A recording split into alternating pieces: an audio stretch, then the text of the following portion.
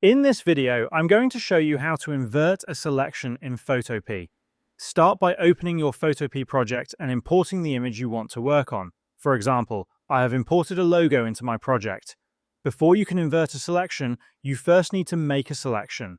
Select the Quick Selection tool from the left-hand side of your screen and make sure your target image layer is selected. Click on the areas you want to select. In my example, I'm selecting the white areas of the logo, including the corners. Once the selection is made, you can press Ctrl+J on Windows or Command+J on Mac to duplicate only the selected part to a new layer. You can hide the original image to see the selected areas clearly.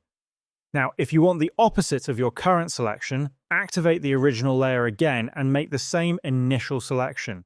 To invert it, click on the Select menu at the top of your screen and choose Inverse from the drop-down menu.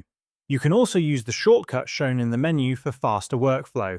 After inverting the selection, duplicate it again with Ctrl+J or Command+J.